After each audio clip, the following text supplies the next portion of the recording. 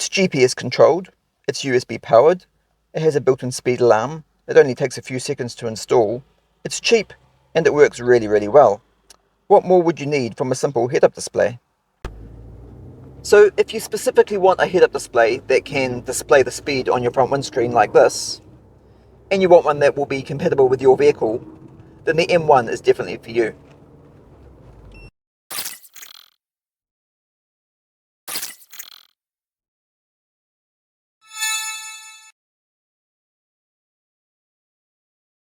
Hey guys, and welcome back to another video. If you're new here, hello and welcome to the channel, and I hope you like today's video. If you like smart home and automotive technology content, then hit that subscribe button, because that's what you're going to see on this channel. Today, I'm reviewing another head-up display, which is this one right here, and it's called the M1. This type of head-up display is another one that displays your current speed for you on your windscreen, right in front of you. And interestingly enough, a lot of people prefer this style of HUD over the dashboard mount HUDs that use their own display screen, such as this one here from Conway, which you may have already seen the review for on this channel. Personally, I like both styles, and for that reason, I usually have two head-up displays set up in my car at all times. The functionality of the M1 here is very similar to its big brother, which is the M3, which I also reviewed on this channel approximately 10 months ago, and a lot of you seem to like it, which is perfectly understandable because it was a really good product. So it will be interesting to see how the M1 compares to the M3. In saying that though, it's not going to be a very fair contest because the M1 does not have all the features that the M3 has. And the reason for that is because this is a GPS head-up display, whereas the M3 was OBD2.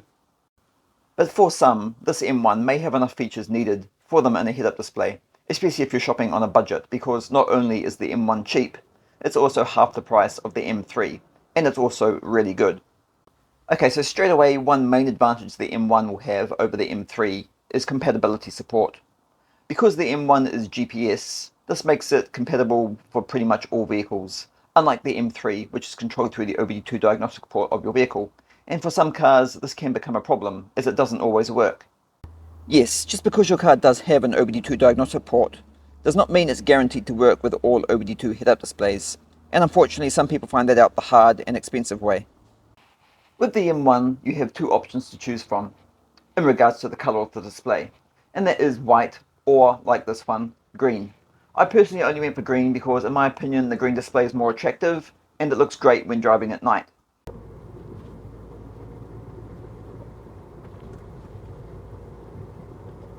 Just like the M3, the M1 also has this built-in reflective hood protector. This is so the light being displayed from the HUD does not distract you when driving.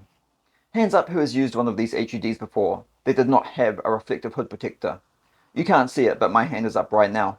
Yes, it's very distracting and annoying, and buying an HUD without a reflective hood protector, such as this one right here, which is called the H1, is not something I would recommend.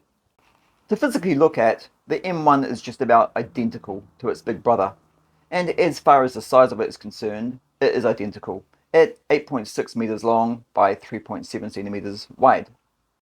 It also has the 4 buttons on the front, right next to the mini USB port, which is how you power this device up. You simply just plug the supplied USB cable into, for example, your cigarette lighter socket, using a USB adapter, of course, like this one, because this device runs strictly off 5 volts DC, not 12 volts. And if you do use your car cigarette lighter socket, which most of you will, please keep in mind that not all car cigarette lighter sockets turn on and off with the ignition, so if your car doesn't, it means the HUD will be constantly powered up all the time. Of course, this is a very easy problem to get around when you know how. So what are the main features of the M1 head-up display? Well, the features it has are simple, but still good. Obviously, because it's GPS controlled, it just uses the satellites above us to read and display your speed. And as you can see that little flashing icon on the display at the moment, that will stop flashing once the satellite has been detected. It also has a built-in speed alarm with both audible and visual alerts, which I will be demonstrating to you later on in the video. Another feature it has is fatigue driver safety warning. This is useful for long distance driving, as it can alert you after, for example, a couple of hours, to remind you that you have been driving for a long time, and it's recommended to pull over and have a rest before driving any further. It also has a built-in compass as well, as you can see displayed up here at the top, which can be useful at times. And yes, of course it's switchable between MPH and KPH as well, which is probably the most common question I get asked with my HUD reviews. Well, that and can you turn off the speed alarm buzzer? And yes, you can, and I'll demonstrate that for you later on in the video as well. So what is this reflective screen that is supplied with it for? Well, that's commonly supplied with all the reflective design style HUDs, and you're supposed to stick it to your front windscreen, like this, and it's supposed to make the reflective display from the device more clear and vivid to view on your windscreen, and it does that job well. However, I personally hate these things, but unfortunately with some HUDs you have no choice but to use them, as if you don't, the reflected display on your windscreen will be very fuzzy and blurry to look at, to the point where it will drive you mad with frustration. It does however also provide a slightly darker background that is helpful when driving in brighter lights, but from my experience that has never been a huge problem for me. One of the best things about the M3 is you didn't need to use this reflective screen at all, and I can confirm after testing the M1 for the last 2 weeks that it's exactly the same. You don't really need to use it either, as you will see later on in our test drive. And as for other features, well, it does have the automatic photosensitive display brightness adjustment, which it achieves by using its built-in light luminance sensor just here, but that's pretty much about it. Okay, so what are the 4 buttons on the front, and what do they do?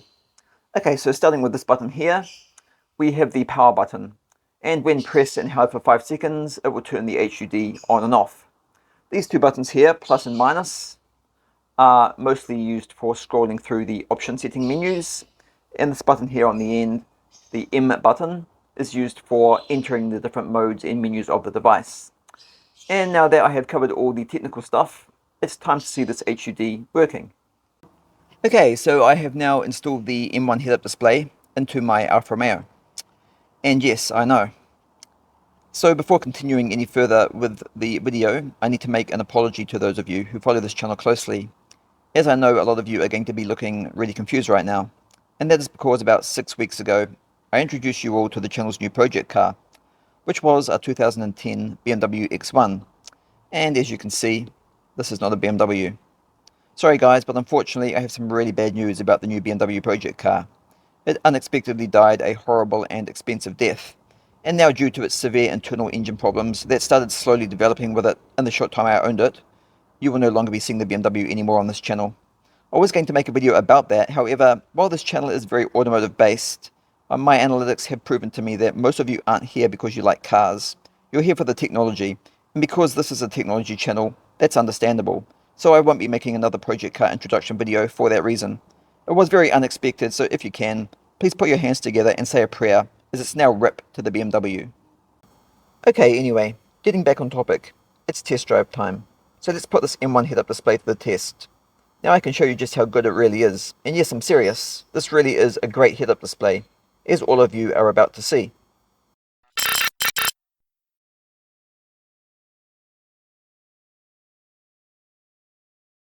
Okay, the first thing I'm going to do is go for a little drive, just so you can see the speed monitor feature working. On this Alfa Romeo, it is incredibly accurate when compared to the speedometer of the car itself. It won't be like that for all cars out of the box, of course, as all speedometers are different, but this can of course be calibrated through the M1 device itself. But for me, that was not necessary. I was just lucky, I guess.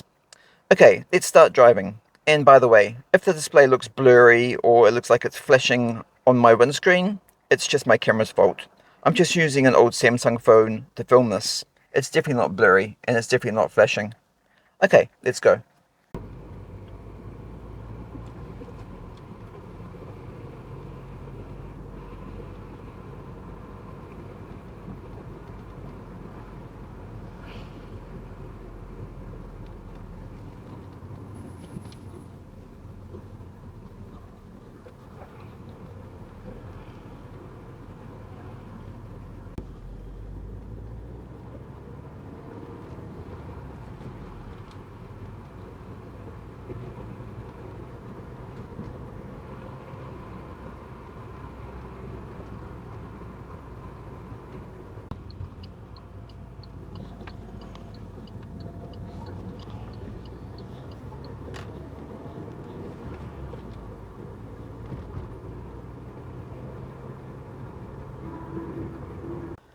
Okay, now what about the speed alarm?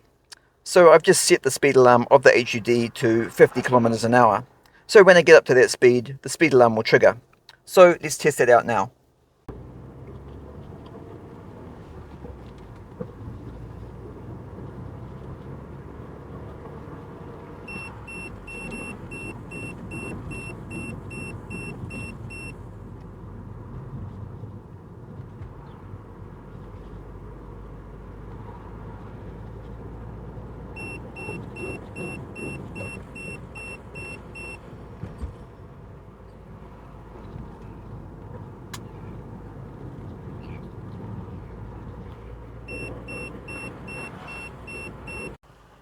Okay, and as you can see, the speed alarm works great. Now, as mentioned earlier on in the video, if you don't like the speed alarm buzzer, you can turn that off. And to do that, you simply hold down the minus button for approximately 2 seconds until you hear the buzzer beep 3 times. And that's it, the buzzer is now off. And to turn it back on again, you just do the same thing. By default, the buzzer is on all the time. And once the buzzer is turned off, yes, the speed alarm will still work visually, but there will be no sound. So let's try that now.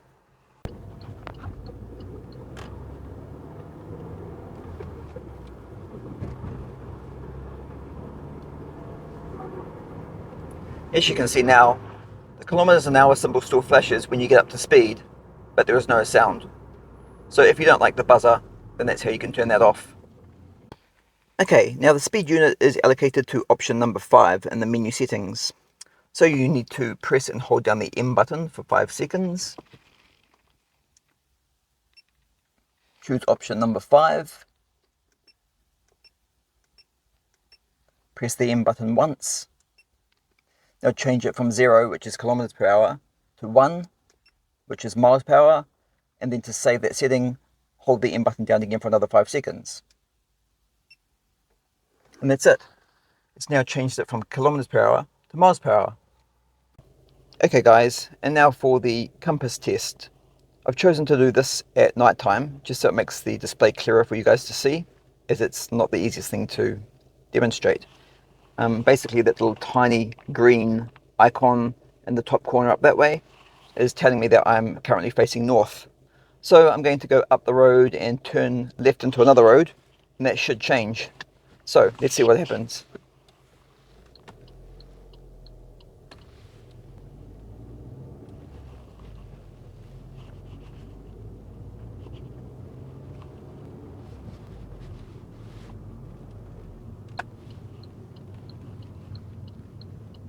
Okay, and I'm going to turn left now.